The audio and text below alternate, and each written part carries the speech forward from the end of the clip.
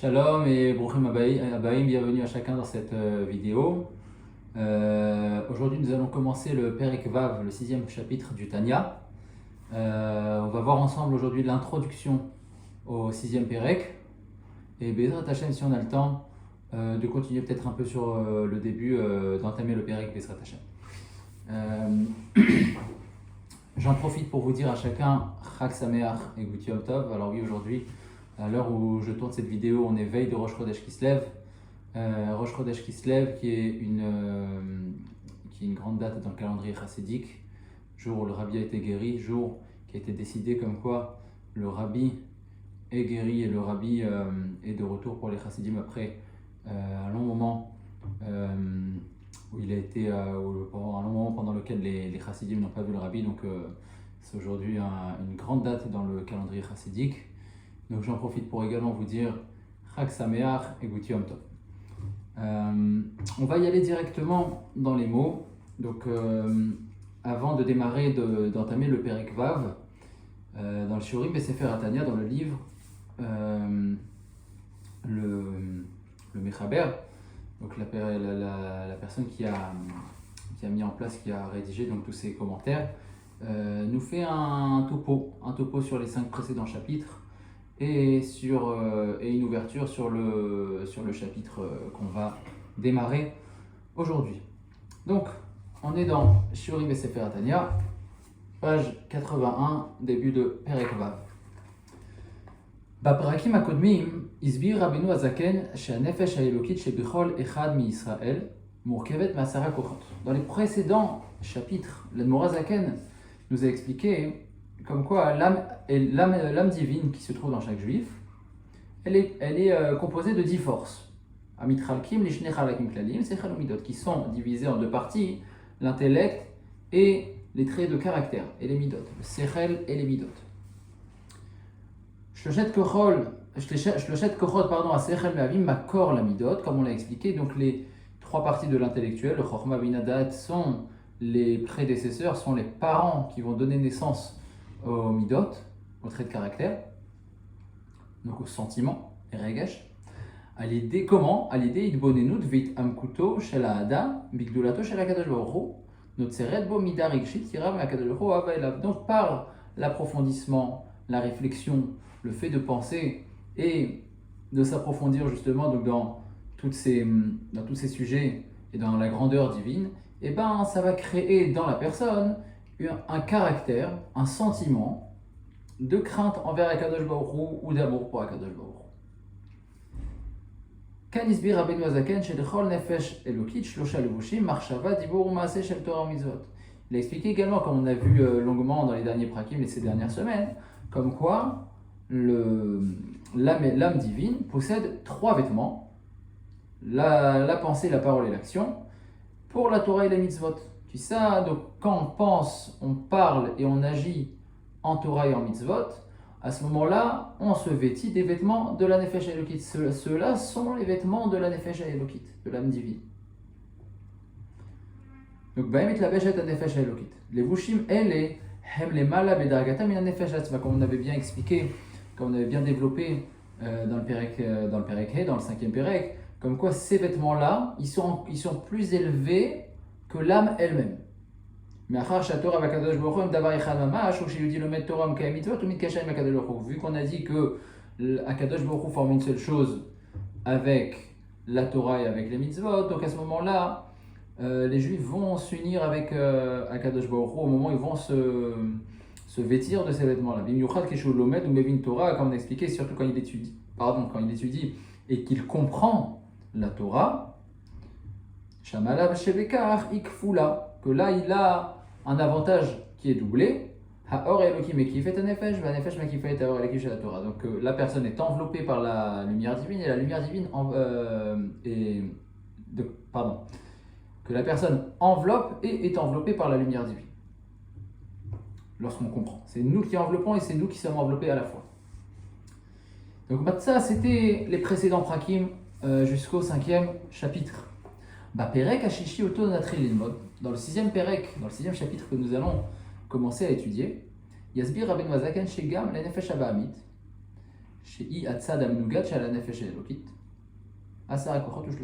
Là, ici, on va expliquer comme quoi tout ce qu'on a expliqué avant, tout ce qu'on a appris avant, qui sont du côté du bien, qui concerne l'âme divine, qui concerne le bon côté des choses, et bien ça existe, pareil de l'autre côté, pour l'âme animale, et pour le côté opposé à la Kedusha, à la sainteté, à l'âme divine.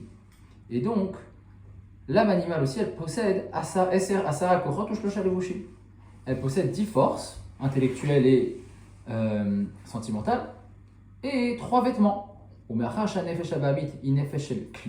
vu que la nefesh abamit, l'âme animale, est une âme qui vient de la klipa, on va développer ce que c'est dire que la klipa, c'est l'opposé à la kedusha, l'opposé à la sainteté.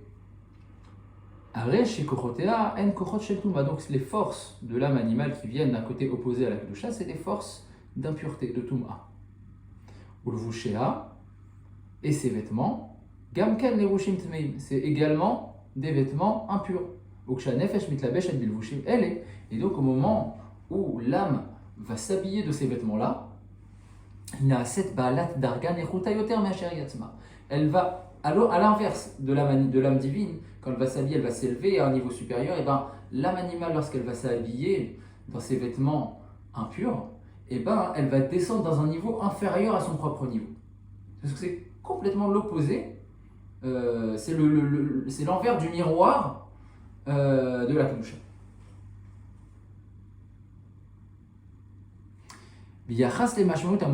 Maintenant, concernant le sens du mot klipa.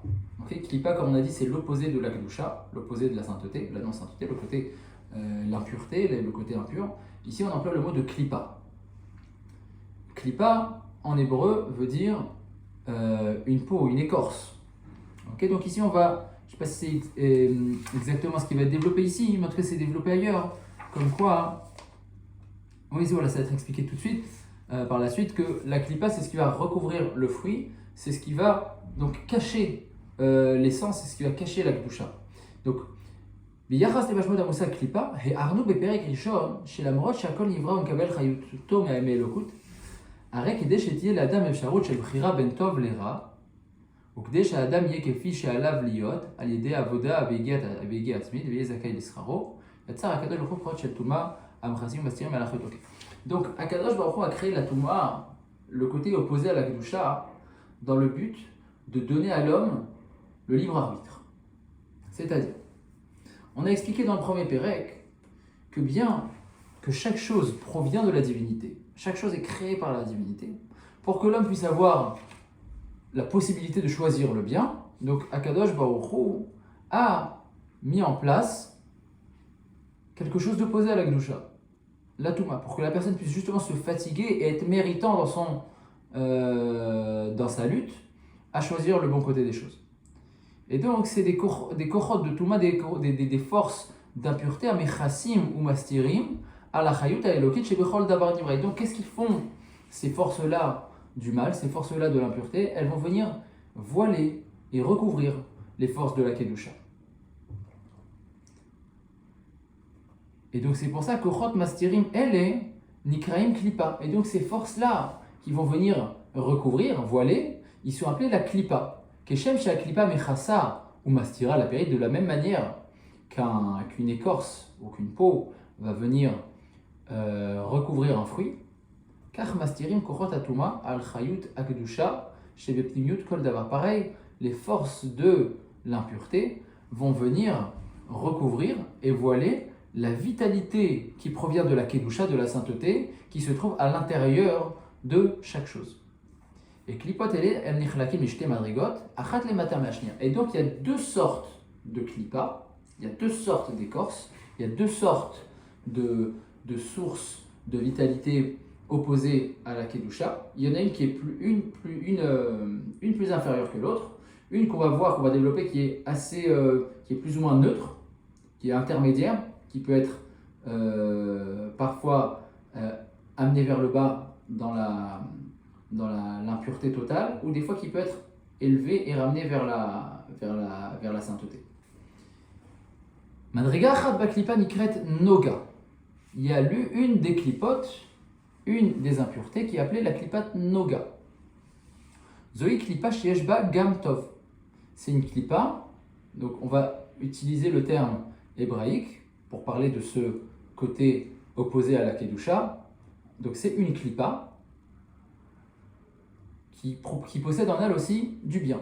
On en avait parlé au début, dans le Pérek Rishon, on avait dit par rapport au trait de caractère de l'âme animale, avant de commencer dans le Pérek Bet, l'âme divine, Pérek Bet, Nefesh Hashanit, B'Israël, etc., on avait parlé des mauvais sentiments, des mauvais traits de caractère qu'un homme peut avoir. On avait parlé de la colère qui provient du feu, la fatigue et la tristesse qui vient de la poussière, etc., etc.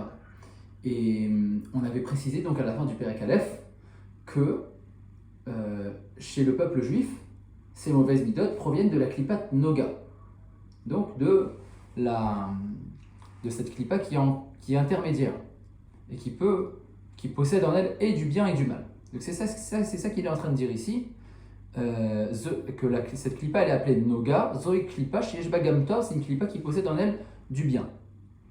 Tandis que chez les nations, c'est la deuxième klipa qui provient entièrement de l'impureté, on va développer tout de suite. Veotam amoshrim et trayutam derech haastara shelota klipa, efshar lenatzelota gam letov et gam lerei. Donc toute personne qui va puiser de la vitalité qui proviendra de cette klipa, de la klipat noga, il pourra ensuite l'intervertir et la changer, l'élever dans la sainteté. Il en a cette possibilité, soit dans la kedusha, dans la sainteté, soit dans la touma complète, dans l'impureté totale.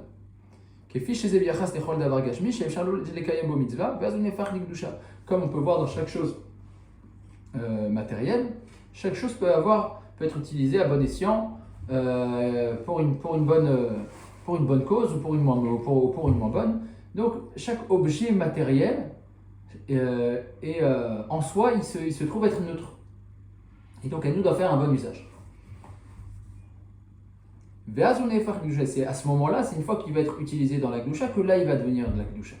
Un morceau de cuir brut tel qu'il est, c'est ni mauvais ni bien.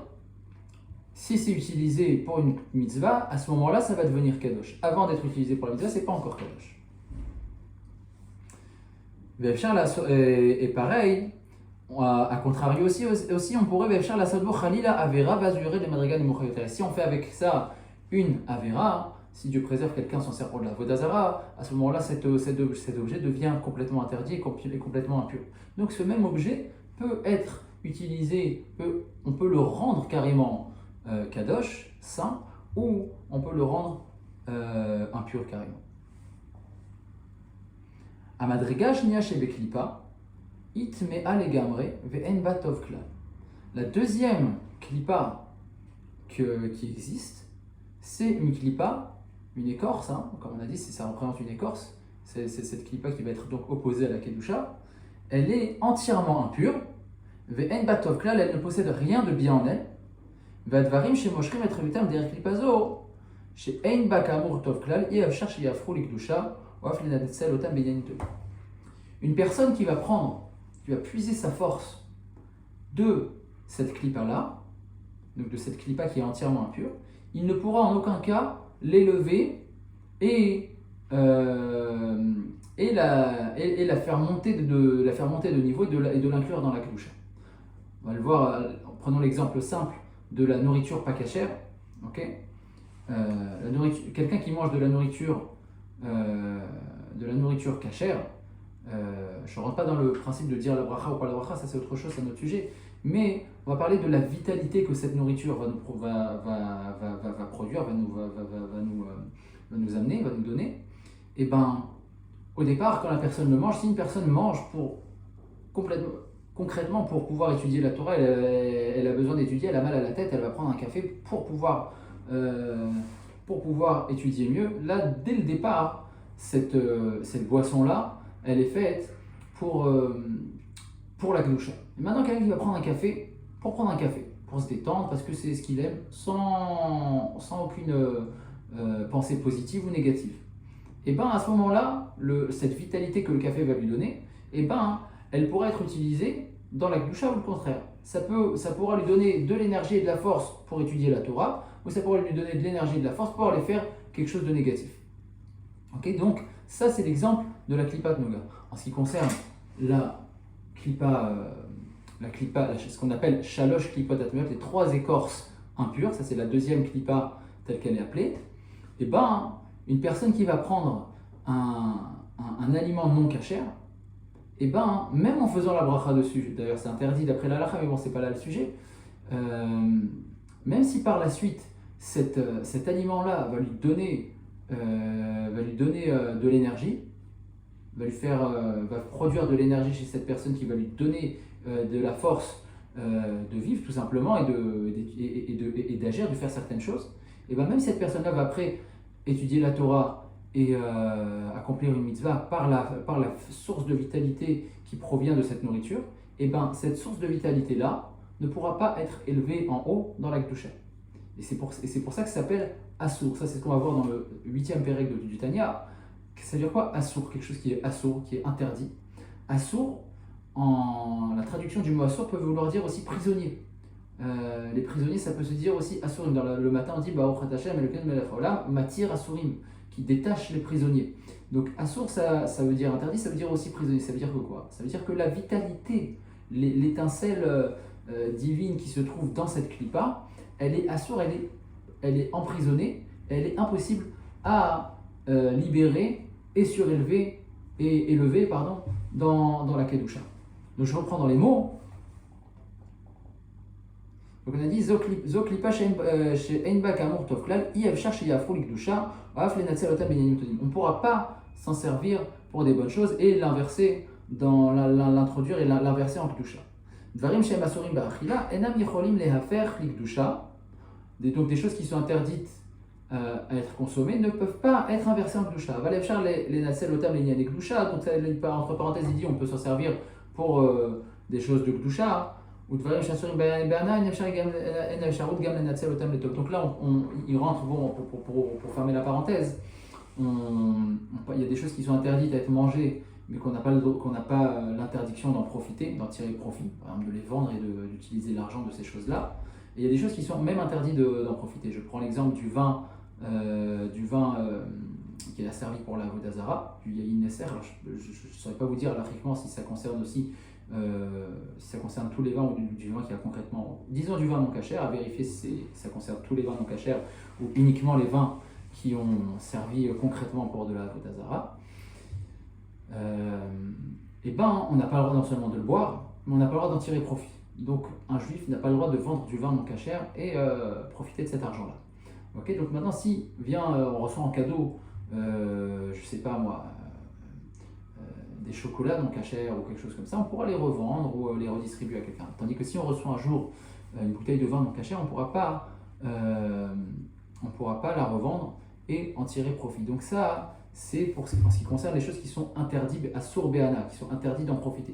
Donc il y a des choses qui sont interdites à être consommées, on peut profiter de la valeur de cette chose-là par exemple pour la kedusha, mais en tout cas quelque chose qui a été mangé, qui a été consommé, même si concrètement après on va profiter de ça dans la kedusha, et bien cette vitalité-là de cette klippa, de cette force opposée à la kedusha, ne pourra jamais être inclus dans la kedusha. Donc ça, c'est l'introduction au 6e pérec pour nous rappeler que tout ce qui existe dans la kedusha existe aussi dans la klippa, dans l'opposé à la kedusha. Quelle différence alors? Pourquoi choisir le bien si tout existe dans les deux côtés?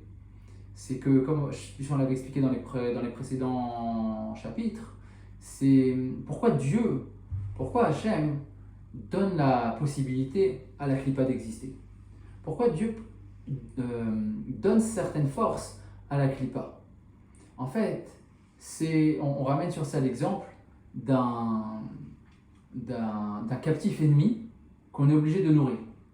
Okay, lorsqu'une personne a capturé un ennemi et qui veut le maintenir en vie, pour certaines raisons, ben, il devrait lui donner à manger. Et donc, quand il va lui donner à manger, il ne va pas lui faire une belle table avec des beaux couverts, il va lui jeter un morceau de pain, il va lui jeter de la nourriture, il va lui mettre une caisse de nourriture devant lui, il va le laisser se débrouiller, se servir pour manger.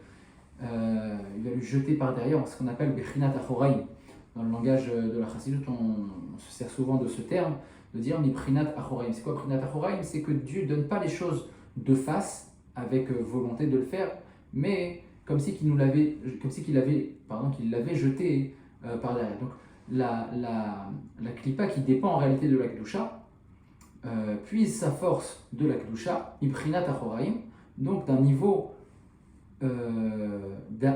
arrière, c'est-à-dire quoi? C'est comme si que Dieu donnait le dos à la klipa pour subvenir à sa vitalité et lui donner la force d'exister.